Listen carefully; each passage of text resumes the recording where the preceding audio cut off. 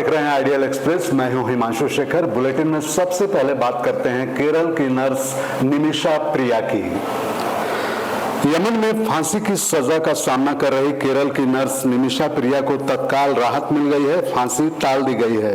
भारत सरकार लगातार यमन सरकार के संपर्क में है। निमिषा प्रिया को फांसी की सजा से बचाने की हर संभव कोशिश हो रही है। उसे फांसी 16 जुलाई 2025 को दी जानी थी, इसे पोस्टपोन्ड कर दिया गया है। यमन में शरिया कानून लागू है। कानून के मुताबिक निमिषा प्रिया को केवल ब्लड मनी ही फांसी से बचा सकता है। हम आपको बता दें कि ब्लड मनी वैसी धनराशि है जिसे पीड़ित परिवार को दी जाती है। हालांकि इसके लिए पीड़ित परिवार अभी तक तैयार नहीं हुआ है। आपको बता दें कि नर्स निमिषा प्रिया पर एक यमन नागरिक की हत्या का आरोप है।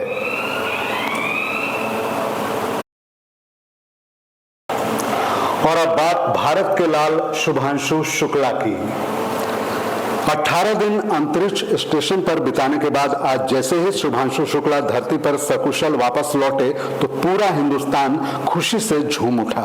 भारत के लाल शुभांशु शुक्ला ने 20 दिन अंतरिक्ष में और 18 दिन अंतरिक्ष स्टेशन पर बिताए। शुभांशु शुक्ला और क्रू के अन्य सदस्यों को लेकर ड्रैगन स्पेसक्राफ्ट का कैप्सूल प्रशांत महासागर में उतरा। भारतीय अंतरिक्ष यात्री शुभांशु शुक्ला जैसे ड्रैगन कैप्सूल से बाहर आए, सबके चेहरे खिल गए। वहीं पीएम मोदी ने शुभांशु शुक्ला के सकुशल धरती पर लौटने पर खुशी जताते हुए सोशल मीडिया पर एक पोस्ट साझा किया। पीएम मोदी ने लिखा, मैं पूरे देश के साथ ग्रुप कैप्टन शुभांशु शुक्ला का स्वागत करता हूं, जो अपने ऐतिहासिक अंतरिक्ष मिशन से पृथ्वी पर लौट आए हैं। अंतर्राष्ट्रीय अंतरिक्ष स्टेशन का दौरा करने वाले भारत के पहले अंतरिक्ष यात्री के रूप में उन्होंने अपने समर्पण, साहस और अग्रणी भावना से करोड़ों सपनों को प्रेरित किया है। यह हमारे अपने मानव अंतरिक्ष उड़ान मिशन गगनयान की दिशा में एक और मील का पत्थर है। उधर पटना में बढ़ते अपराध को लेकर लोजपा सांसद अरुण भारती ने अपनी प्रतिक्रिया दी है। उन्होंने कहा है कि गठबंधन के सहयोगी होने के नाते इस मुद्दे पर चर्चा कर समाधान निकालना जरूरी है। साथ ही उन्होंने अपने ट्वीट पर भी सफाई दी है।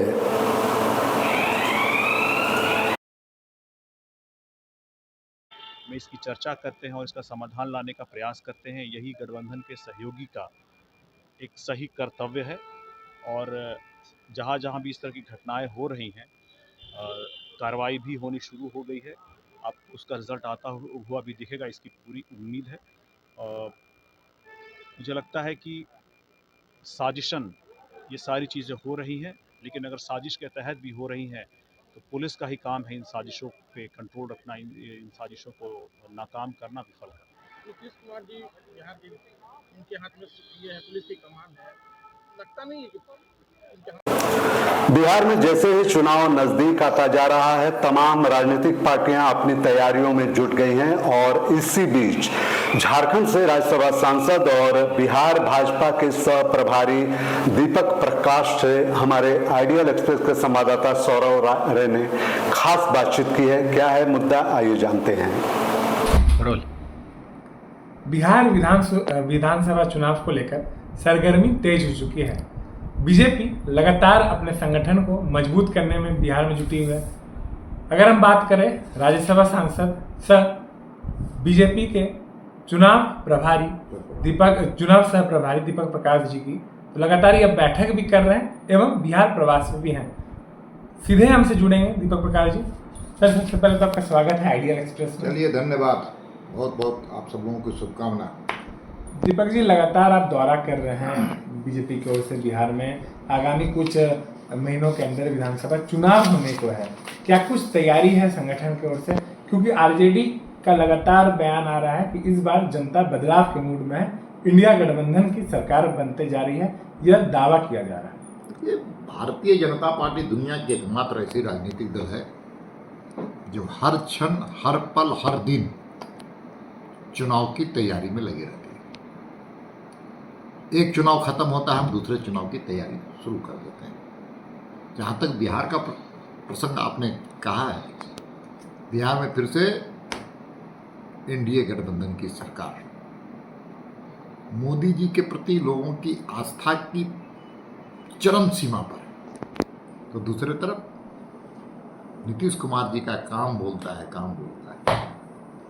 और डबल इंजन की सरकार ने बिहार में बदलाव लाने का काम किया है। लोग लालू यादव के कालखंड को याद करके सिहरन पैदा करते हैं, उनके रोंगटे खड़े हो जाते हैं, क्योंकि उनके कालखंड में हम लोगों ने देखा है उस वक्त झारखंड और बिहार एक ही था।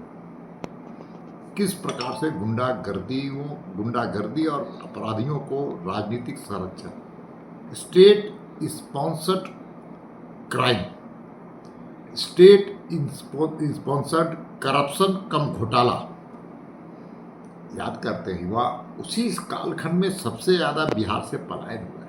ये आंकड़े बोलते हैं 1 करोड़ लोग उस वक्त बिहार छोड़ करके बिहार से बाहर चले गए थे,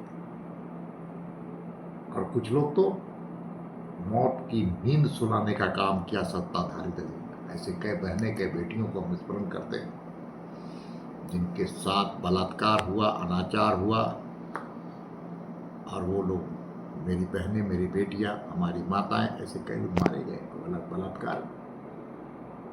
और उन बलात्कारियों को फिर से सत्ता देने का, दिलाने का काम देश की जनता, बिहार की जनता नहीं करेगी।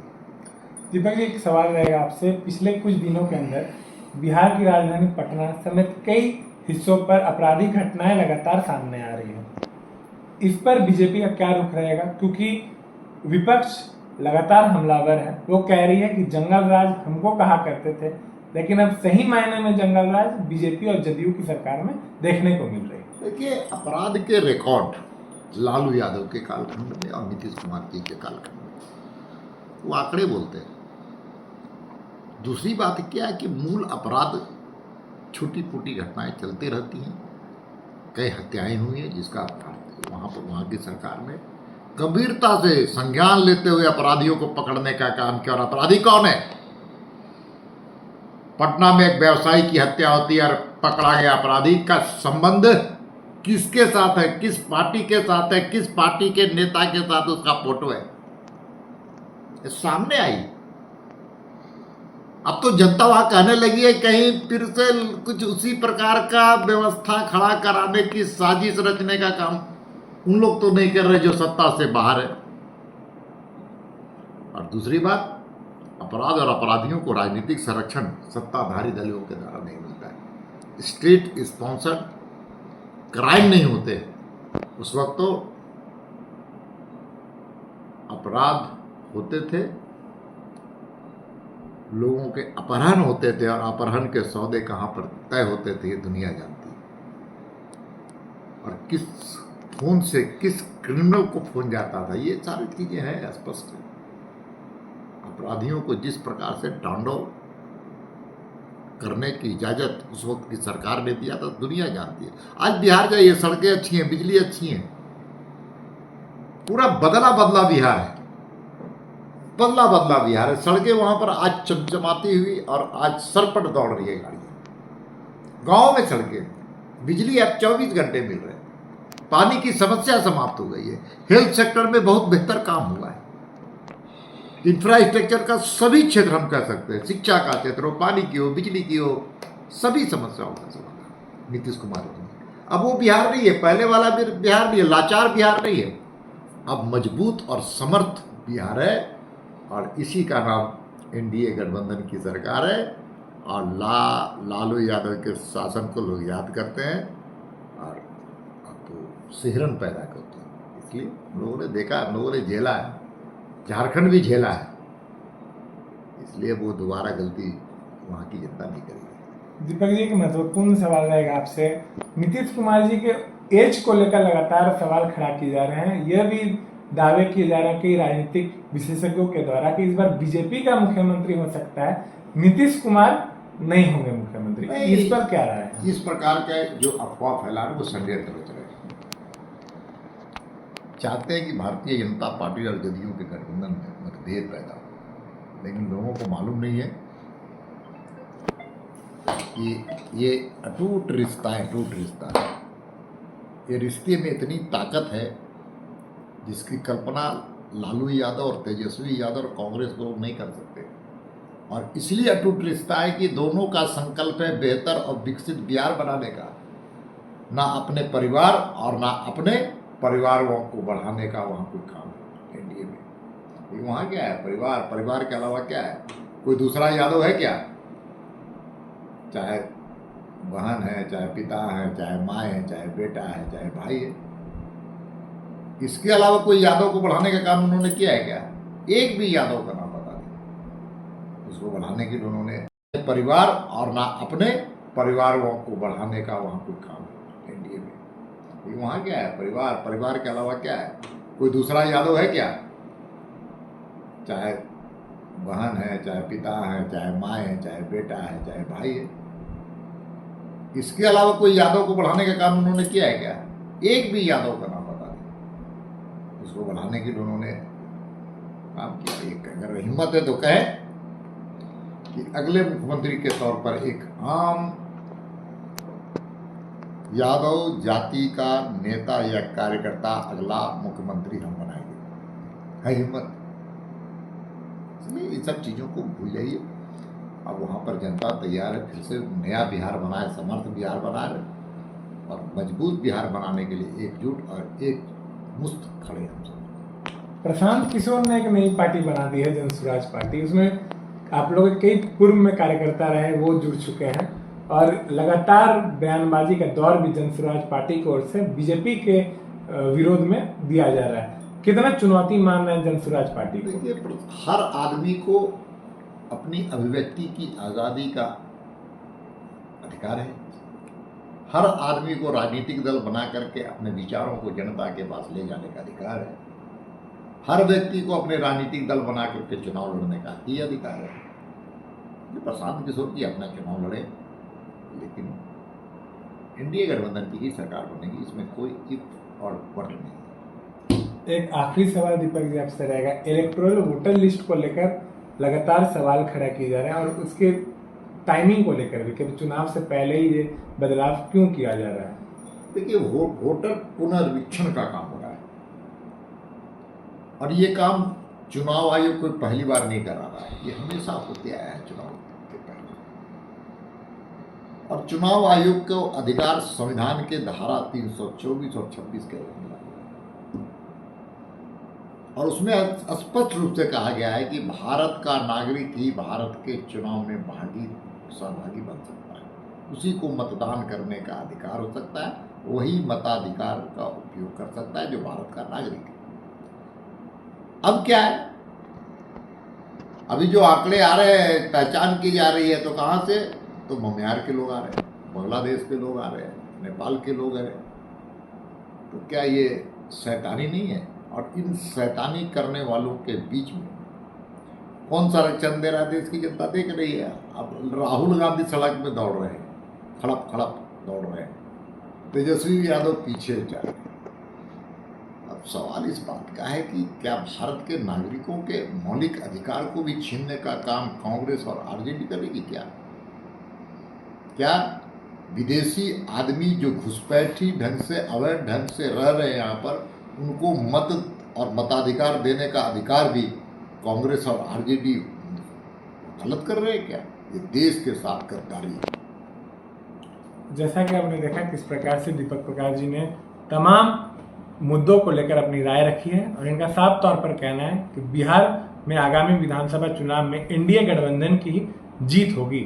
आइडियल एक्सप्रेस से संवाददाता। शिक्षा का अधिकार अधिनियम के तहत गरीब बच्चों को प्राइवेट स्कूलों में नामांकन करने को लेकर रांची उपायुक्त मंजूनाथ भजंत्री ने एक अहम बैठक की। बैठक में जिले के विभिन्न निजी स्कूलों के प्रिंसिपलों को बुलाकर आवश्यक दिशा निर्देश दिए गए। उपायुक्त ने स्पष्ट रूप से कहा कि सभी स्कूल आरटीई के तहत पात्र बच्चों को एडमिशन दें और इस प्रक्रिया में कोई लापरवाही या भेदभाव न हो। बैठक के दौरान डीपीएस स्कूल में एडमिशन को लेकर एक मामला सामने आया है। सर, मेरा नाम आया था तो स्कूल से फ़ोन आया था कि मेरा नाम आ गया है, तो हम स्कूल गए तो एक डीपीएस स्कूल। और आपके बच्चे के? जी, मेरा बेटी है। तो एक फार्म मिला था हमको, तो भर के जमा कर दिए, सब कागज़ चेक हुआ, तो उसके बाद फिर बोला कि आपके पास फ़ोन चल जाएगा। फिर कुछ दिन के बाद फ़ोन आया मेरे पास और बोला गया कि सब कागज़ ओके आपका पाया गया है, ये वाला फार्म, वही फार्म फिर दोबारा दिया, पूरा भर दिए, भर के फिर जमा कर दिए। और उस समय हमको उम्मीद हो गया कि नाम आ गया, ओके हो गया, तो हम अपना बेटी के सब किताब, ड्रेस, बैग, जूता सब खरीद दिए हैं। और अभी तक फ़ोन नहीं आया, और जाते हैं तो बोलते हैं लोग कि फ़ोन चल जाएगा, आप निश्चिंत रहिए ना। और आज गए थे सुबह में, तो लोग बोले ना कि 14 को बच्चा के हो गया और सब बच्चा के रिजेक्ट हो गया है, अब नहीं होगा। तो मेरा दिल टूट गया। फिर आए हैं यहाँ कचहरी डीसी ऑफिस के पास। कल आए थे तो सर से बात हुआ था, तो बोले कि मीटिंग के बाद हम बताएंगे। जी सर। उम्मीद है आपको पूरा कि आप डीसी सर के पास आए हैं तो हो जाएगा। जी सर, इनके सर के पास आए हैं तो हो जाएगा, हमको उम्मीद लेके आए हैं सर। इस तरह से एडमिशन होंगे जो गरीब परिवारों के बच्चे हैं। तो रांची जिले में 121 private schools right to education के लिए एडमिशन के लिए एलिजिबल थे, और 121 स्कूल के लिए, उसमें से 91 स्कूल के लिए बच्चों ने और अभिभावकों ने अप्लाई किए थे। और रांची जिले में पहली बार इस बार फेयर एंड ट्रांसपेरेंट मैनर में लॉटरी के माध्यम से स्कूल के लिए हम लोगों ने सिलेक्शन किए बच्चों का। और उसमें टोटल हम लोगों ने 91 स्कूल्स के लिए 672 बच्चों का सूची भेजे थे, और उसमें से ये 91 स्कूल में जो है 493 बच्चों का उन लोगों ने एडमिशन कर दिया है। और उसमें 116 जो है बच्चों का कुछ कारणों से उन्होंने रेफर बैक किया, जो हम हमारे जिला शिक्षा अधीक्षक कार्यालय उसको वेरीफाई करके फिर से भेजेंगे। तो 672 में से 493 बच्चों का एडमिशन हो चुके हैं, और रिमेनिंग जो है वो भी हम लोग कार्रवाई कर रहे हैं। सर एक आदमी है, व्यक्ति राम सिंह नाम बच्चे है। के लिए सारी चीजें खरीद दी थी विदेश स्कूल के, और लेकिन उसे फिर रिजेक्ट कर दिया गया। उसने किसी तरह किताबें खरीदी गरीब आदमी। ये तो काफ़ी गंभीर मामला है। तो अभी हम डीएससी से इसी के संबंध में बात कर रहे हैं कि क्या एक्चुअल रीज़न है जिसकी वजह से ये हुआ है, और उसके ऊपर हम लोग कार्रवाई करेंगे। सेकेंड लिस्ट भी निकलनी है सर क्या इसमें? तो अगर देखिए हम लोग अगर 672 जो बच्चों को जो भेजे थे उसमें 116 जो है विभिन्न कारणों से रेफर होके आए। तो अगर उसमें कुछ कारण अगर जेन्युइन है, तो अगर वो कैंडिडेट रिजेक्ट हो जाता है तो हम सेकेंड लिस्ट लॉटरी के माध्यम से भेज सकते हैं। सर क्या है सर टोटल मतलब कितने लोग? देखिए वैसे है तो 1217 टोटल 1217, लेकिन बच्चे जो अप्लाई किए हैं तो स्कूल को देखते हुए जो अप्लाई किए वही उसके अनुसार 672 ही हुआ। सर कुछ सारे स्कूल ऐसे हैं जो डॉक्यूमेंट्स जो अंचल से बन के गया उसी में आपत्ति जता रहे हैं, ये तो क्या वो मामला? उसको आज हम लोगों ने क्लेरिफाई किया है कि इनकम सर्टिफिकेट जो अंचल से जो आई है तो उसको फ्रेश फिर से वेरीफाई नहीं करना है। वो सर्टिफिकेट का वेरिफिकेशन का जिम्मेदारी अंचल अधिकारी है, वो करके दे रहे हैं। तो अभी उनको क्लेरिफाई हमने कर दिया, तो वो नहीं होना चाहिए। इधर रांची पुलिस ने गुप्त सूचना के आधार पर मोराबादी में बापू वाटिका के पास चल रहे अवैध नशे के कारोबार का भंडाफोड़ किया है। पुलिस ने मौके से 5 तस्करों को गिरफ्तार किया है, और जिनके पास से पुलिस ने करीब 8.59 gram brown sugar, 7 Android mobile, 3 motorcycle और 60,050 रुपए नकद बरामद किए।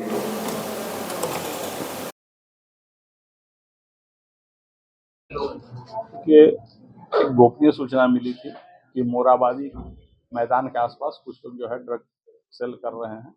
इस पर जो है थाना प्रभारी लालपुर और उनकी पूरी टीम जो है मोराबादी टीओपी के ऑफिसर और लालपुर थाना के ऑफिसर गए, और जब रेड किया गया तो 5 लोग गिरफ्तार हुए हैं, और उनके पास जब सर्च किया गया तो ब्राउन शुगर बरामद हुआ है। टोटल कितना है, टोटल जो है 8.5 ग्राम से ज़्यादा ब्राउन शुगर बरामद हुआ है। और हम लोग जो है इस पर आग्रह कानूनी कार्रवाई कर रहे हैं, और आगे भी रांची के जिले वासियों से अपील है कि जब भी आपको ऐसी कोई सूचना मिलती है या कोई आपके पास इनपुट हो तो जरूर हमारा जो नंबर दिया गया है उस पर शेयर करें, या आप डायरेक्ट हमको भी दे सकते हैं मैसेज। पहले भी बहुत आम जनता का मैसेज मिल रहा है जिससे हम लोग को सुविधा हो रही है, और हम लोग चाहते हैं कि समाज के साथ मिलकर रांची को पूरी तरह से नशा मुक्त बनाने का प्रयास करें। रांची जिला प्रशासन बेहतरीन काम कर रही है, लेकिन नशे का कारोबार जो है लगातार कैसे इसमें अंकुश लगेगा? ये समस्या जो है ये केवल रांची की नहीं है, हमने बाहर के जिलों में भी जितने भी पुलिस अधिकारी से हम बात करते हैं, ड्रग अभी मुख्य चुनौती समाज के लिए भी है, पुलिस के लिए भी है। ये हम बाहर के राज्यों में भी बात कर रहे हैं, ड्रग का प्रचार प्रसार काफ़ी ज़्यादा हो गया है, लोग इसके आदी हो गए हैं। हम लोग जो है लगातार जो है इनके स्मगलर्स पर कार्रवाई कर रहे हैं। इसके अलावा जो काउंसलिंग का काम हमने शुरू किया है उसकी गति को भी बढ़ाएंगे। पेरेंट्स को अलर्ट होना होगा। मैं बार बार कह रहा हूँ कि जब आपका बच्चा आता है, अगर पहले की तरह आपसे घर में वो इंटरेक्ट नहीं करता है, चुपचाप अकेले पड़ा रहता है, उसकी आंखें अगर आपको बोझिल लगी, उन सब सिम्टम्स को गार्जियन को देखना होगा। और आरंभिक, क्योंकि एक बार जब वो एडिक्ट हो गया तो फिर उसको आदत छुड़ाना बड़ा टफ जॉब होता है, तो पेरेंट्स को यह जरूर अलर्ट रहने की आवश्यकता है कि उनका बच्चा कहीं कुछ ऐसा असामान्य व्यवहार तो नहीं कर रहा है। तो मेरी अपील है कि पेरेंट्स भी इसमें सहयोग करें, क्योंकि उनका पूरा परिवार इससे प्रभावित होता है। कितना दाम होगा सर बाजार में? बहुत लंबा चौड़ा नहीं बैठी।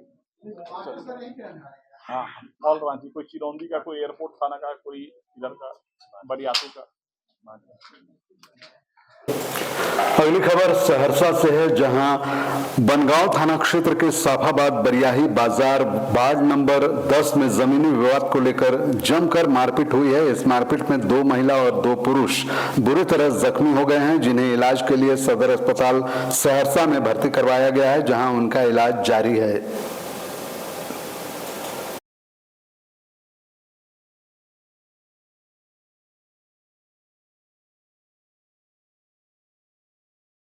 सर हमारे जो है ना क्यों मारपीट हुआ? आपके साथ में मारपीट हुआ है, क्यों मारपीट हुआ, क्या मामला है? जमीन विवाद रहे सर, हमारे जो है ना जमीन में 2.5 कट्ठा पूर्वजे से हिस्सा मिलल रहे। रघुनाथ तांती जो है टाट से जो है ना बल्ली बाँस वगैरह लए के घेरे चलि एलै। पप्पा और मम्मी मना केलकै जे तकिया घेरै छै हमरा डेरा के, तो ऊपर जो है ना की कहै छै मारपीट करना चालू कर देलकै, भाग नहीं तो सबटा के मारि देबो। गुंडा बदमाश के साथ रहे। 4 आदमी जख्मी है, सदर अस्पताल सहरसा में भर्ती है, जकर इलाज चल रहा है, बहुत गंभीर हालत है। की नाम है आपके? मिथिलेश कुमार। आप लोग के साथ में मारपीट हुआ, क्यों मारपीट हुआ, क्या मामला है? मामला यूनिट में सर को हम लोग घर में बैठे हुए थे अपना अंगना में, हम स्नान कर रहे थे, सब बैठा हुआ था। उधर से आया कहा कि रस्सी डोरी लेकर के खमती जो हम ज़मीन को घेरेंगे, मेरा ज़मीन है, तो हम उस पर बोले जो रांची में विभिन्न आदिवासी संगठनों और केंद्रीय सरना समिति ने एक समूह बनाकर राज्यपाल को ज्ञापन सौंपा है पेशा कानून अधिनियम 1996 को लागू करने को लेकर, और इसी कड़ी में निशा भगत ने राज्यपाल को ज्ञापन सौंपा। उन्होंने कहा कि राज्यपाल ने आश्वासन दिया है, लेकिन वो उनके आश्वासन से संतुष्ट नहीं है। आगे उन्होंने क्या कुछ कहा, आइए देखते हैं। मैं स्वागत करती हूँ आपका आइडियल एक्सप्रेस में, और इस वक्त मैं मौजूद हूँ झारखंड की राजधानी रांची स्थित राजभवन में, जहाँ पे हमारे साथ इस वक्त निशा भगत जुड़ी हैं। जी हाँ, पेशा कानून का मुद्दा काफ़ी गंभीर होता जा रहा है।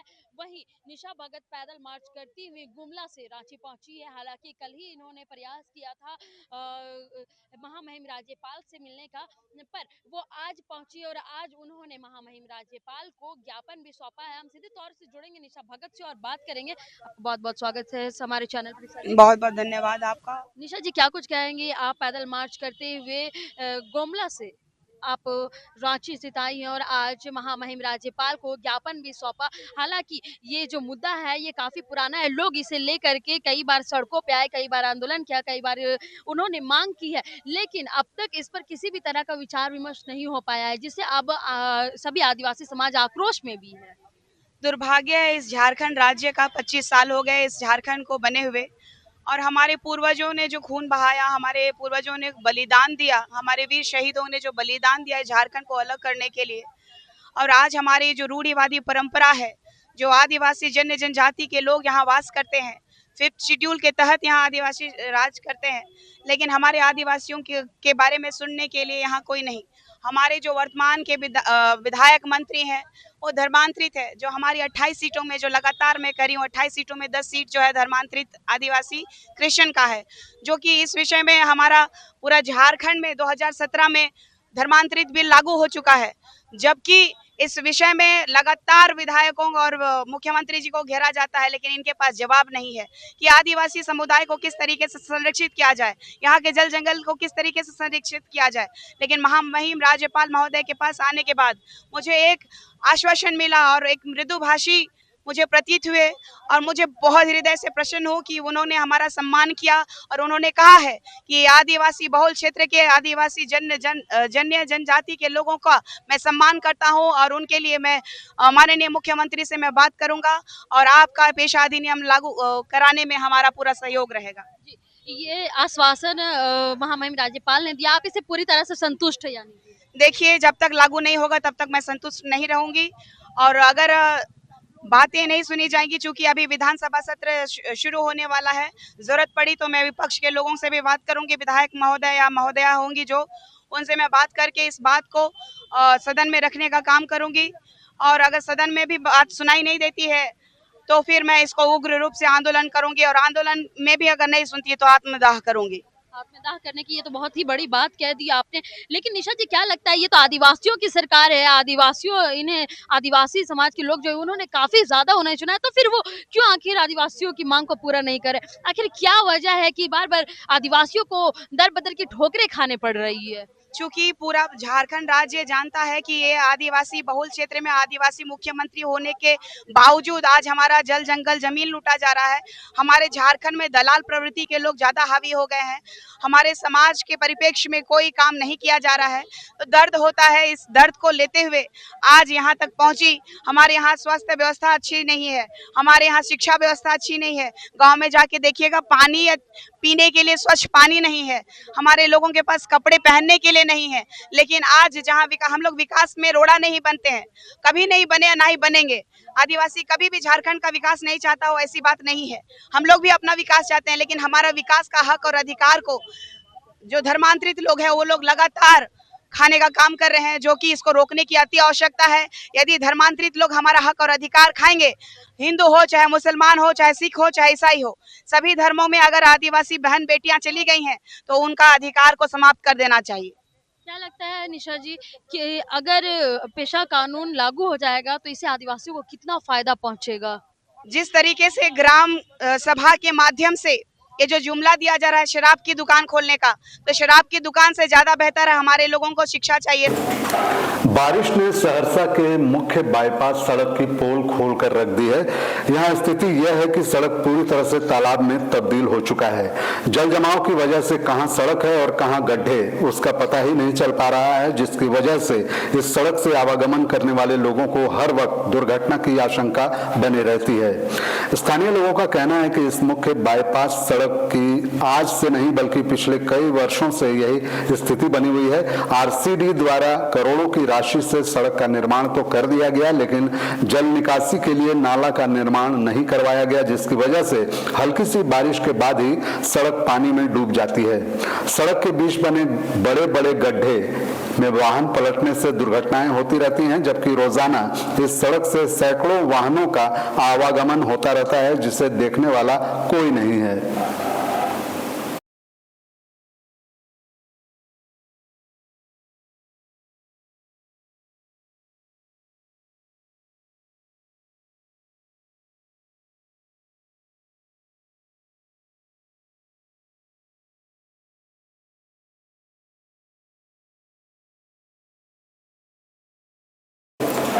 और अब बात कर लेते हैं राजधानी रांची की, जहां की सावन उमंग मेला की शुरुआत कर दी गई है। रांची के सांसद और रक्षा राज्य मंत्री संजय सेठ की पत्नी नीता सेठ और बहू गार्गी मलकानी सेठ ने उमंग सावन मेले का उद्घाटन किया। इस अवसर पर उन्होंने कहा कि इस मेले में महिलाओं को अपने हुनर को प्रदर्शित करने और निखारने का अवसर मिलेगा। उन्होंने बताया कि मेले में विभिन्न प्रकार के स्टॉल लगाए गए हैं, जिनमें महिलाओं द्वारा बनाए गए उत्पाद जैसे अचार, बुटीक, ज्वेलरी आदि शामिल हैं, जो महिलाओं के लिए रोजगार के अवसर प्रदान करने में भी मददगार साबित हो रहे हैं। महिलाएं आज चूल्हे चौके तक ही सीमित नहीं है।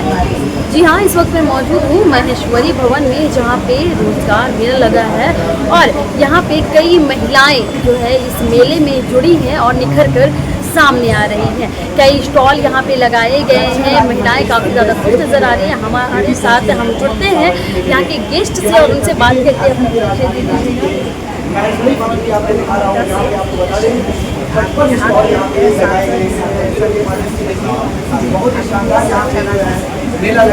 क्या कुछ कहेंगे, यहाँ पे रोजगार मेला लगा है महिलाओं के लिए, यह एक बहुत बड़ा साधन है। महिलाएं जो अपने घर से भी रह के बहुत सारी अपनी कलाओं को, अपने शौक को पूरा कर रही हैं, फिर कुछ ना कुछ अपना आर्थिक अपने समय का सदुपयोग करके तो उनको एक मंच दे रहा है ये मेला। तो आर्थिक सुदृढ़ होती ही है, साथ में अपनी संस्कृति, कला, परंपरा को भी यहाँ नृत्य, गान प्रतियोगिता या मेहंदी प्रतियोगिता या राखी प्रतियोगिता, उससे उनको जो है हमारी सनातन और परंपराएं, संस्कृति भी आगे बढ़ती है मेलों से। उन महिलाओं को क्या संदेश देना चाहिएगा जो अपनी निखर के सामने नहीं आज वो समाज से महिलाएं आगे काफ़ी बढ़ रही हैं और खासतौर से इस मेलों में आने के बाद जब उनको छोटे छोटे स्टॉल मिल जाते हैं तो वो भी वो देख के भी वो लोग प्रेरित होंगे, उत्साहित होंगे कि हम भी आगे बढ़ें, कुछ ना कुछ करें। और जुड़ेंगे, हम बात करेंगे। आपका बहुत बहुत स्वागत है हमारे चैनल पर। क्या कुछ कहेंगी मैम, यहाँ पे रोजगार मेला लगा है, दोनों फ्लोर पे लगा हुआ है, यहाँ पे काफ़ी महिलाएं हैं, कोई आचार कोई कपड़ा लगा हुआ है, कोई हाथ से बुन करके अपने क्राफ्ट बेच रहे हैं, तो इस पर क्या विचार है? मेला सावन के उपलक्ष्य में लगाया गया है और सावन एक हर्ष उल्लास का त्यौहार है और अगर इसमें महिलाएं शामिल हो जाएं तो वो और ही विशेष हो जाता है। और महिलाएं हमारी समाज की रीढ़ हैं और अगर उनका सशक्तिकरण होता है तो पूरे समाज का सशक्तिकरण होता है। मुझे यहाँ देखकर बहुत खुशी हो रही है कि सारी महिलाओं ने यहाँ पे स्टॉल लगाया है, तो उन्होंने वो सिर्फ आर्थिक रूप से ही नहीं मजबूत हो रही हैं, उन्हें एक सामाजिक पहचान भी मिल रही है। तो ज़्यादा से ज़्यादा महिलाएं आगे आ रही हैं, उनका हुनर हम सब देख पा रहे हैं, तो बहुत ही आनंद की अनुभूति है। ये काफ़ी ज़्यादा खुशी होती है कि कोई महिलाएं निकल के सामने आती है, लेकिन अब कोई भी महिलाएं चूल्हे चौके तक सीमित नहीं है, अब वो निकल के सामने आने जी। मैं यही कहना चाहूँगी सारी महिलाओं को कि हर महिला में कुछ ना कुछ हुनर है, आप उस हुनर का सदुपयोग करें, आप उस हॉबी को अपने व्यवसाय में तब्दील करें और आर्थिक रूप से मजबूत हों। आपको इससे सामाजिक पहचान भी मिलेगी और हमारा देश आगे बढ़ेगा। लगा है इससे महिलाओं को कितना फायदा देखने को मिलेगा? महिलाओं को बहुत फायदा देखने को मिलता है, कारण अभी मेरे पास ऐसे कुछ परिवार आए हैं स्टॉल लगाने वाले जो बहुत नीडी हैं, कुछ कर नहीं पाते हैं। हम कब उनको आज से 8 साल 10 साल पहले कोई सपोर्ट किए होंगे तो वो बोल रही है कि हम आपको जिंदगी भर भूलेंगे नहीं। तो ये जो हम लोग जो एक हेल्प कर रहे हैं उससे इन लोग को बहुत सपोर्ट मिल रहा है आगे बढ़ने का, सारा काम करने का, और एक एक स्टॉल वालों का हम लोग ध्यान रखते हैं जी। पूरा स्टॉल वालों का ध्यान रखते हैं कि उनकी पूरी सुख सुविधा उनको पूरी तरीके से मिले। आज भी महिलाएं आगे बढ़ना चाहती है पर उन्हें सही स्टेज नहीं मिल पाता है। नहीं तो ऐसे आयोजन करने से उनको सही प्लेटफॉर्म मिलता है और इस सही जगह पे वो लोग अपना आना प्रोडक्शन का जो भी है ये करती है। महिलाओं को क्या संदेश देना चाहेंगे जो आगे महिलाएं आगे बढ़ने से डरती है, उन्हें समाज का खौफ होता है? नहीं, समाज का खौफ होता है तो हम लोग उसने खौफ के लिए बोलते हैं आप आइए, आगे आइए, आप लोगों को हम लोग मंच दे रहे हैं, इस मंच के द्वारा आप अपने कला का हुनर दिखाइए। आज ये एक्टिवेशन लगा है, आज इस मेला भी लगता ही रहेगा? नहीं लगेगा, कारण सब कोई बहुत बोल रहे हैं कि नेक्स्ट लगवाइए, जहाँ तक होगा हम लोग दिवाली का एक मेला होता है लगवाएंगे। अच्छा, दिवाली में भी लगवाइए, कारण सबका बहुत ज्यादा आ रहा है कि नहीं दूसरा मेला आपका कब होगा, तो हम दिवाली पे ही लगवाएंगे। जी, सबसे पहले तो नमस्ते, मैं पूजा सिंह हूँ। मैं हमेशा इस तरीके से एग्जीबिशन हर जगह लगाती हूँ। मैं महेश्वरी में, अग्रसेन भवन में, जहाँ जहाँ भी लगते हैं हम लोग हर जगह एग्जीबिशन लगाते हैं। हमारे पास में हर तरह की वैरायटी के आपको कॉर्ड सेट्स मिलेंगे, कुर्ती पैंट सेट के सेट्स मिलेंगे और मतलब मैं चाहती हूँ कि यहाँ पे जितने भी मतलब जो महिलाएं हैं, जितने भी लोग हैं, उन लोग इस तरीके से अपने हुनर को यहाँ पर एग्जीबिशंस के थ्रू आगे आए, अपने हुनर को दिखाएं और लोग हमें सपोर्ट भी करते हैं, यहाँ के लोग हमें सपोर्ट भी करते हैं, रांची के लोग आते भी हमसे खरीदारी भी करते हैं तो काफी अच्छा लगता है यहाँ पर आकर के। एग्जीबिशन में कितना बेनिफिट देखने को मिलता है? देखिए बेनिफिट हमारा मतलब मिलता है, ऐसे हमारे बहुत सारे ग्राहक बनते हैं। सबसे मेन हम लोग अपने प्रोडक्ट्स का ऐड करते हैं और हमें बहुत सारे ग्राहक मिलते हैं, जिसके थ्रू हम लोग यहाँ पे तो अपने मतलब प्रोडक्ट्स को सेल करते हैं और साथ ही साथ फिर यहाँ के थ्रू हमें अपने घर पे भी मतलब लोगों को बुलाने का मौका मिलता है। हमारे बहुत सारे मतलब ग्राहक बन जाते हैं। तो ये रिस्पॉन्स कैसा है? रेस्पॉन्स बहुत अच्छा मिलता है हमें। अपना परिचय दीजिए। मैं पूजा सिंह हूँ और मैं किशोरगंज से हूँ। मेरी शॉप भी है और इस तरीके से मैं हर जगह एग्जीबिशन से थैंक यू। खबर गुमला जिले से है, जहां जिले को टीबी मुक्त बनाने के लक्ष्य के साथ टीबी मुक्त भारत अभियान 2025 की शुरुआत की गई। इस कार्यक्रम का आयोजन गुमला सदर अस्पताल परिसर में किया गया। ये अभियान जुलाई से दिसंबर 2025 तक चलाया जाएगा, जिसमें 159 पंचायतों में घर घर जाकर स्क्रीनिंग, जांच और इलाज की व्यवस्था सुनिश्चित की जाएगी। इस मौके पर उपायुक्त प्रेरणा दीक्षित ने टीबी जागरूकता रथ को हरी झंडी दिखाकर रवाना किया और माइक्रो प्लान टीमों को स्क्रीनिंग कार्य में लगाया। खबरों का सिलसिला यहीं तक। मुझे दीजिए इजाजत। बने रहिए आइडियल एक्सप्रेस के साथ। नमस्कार।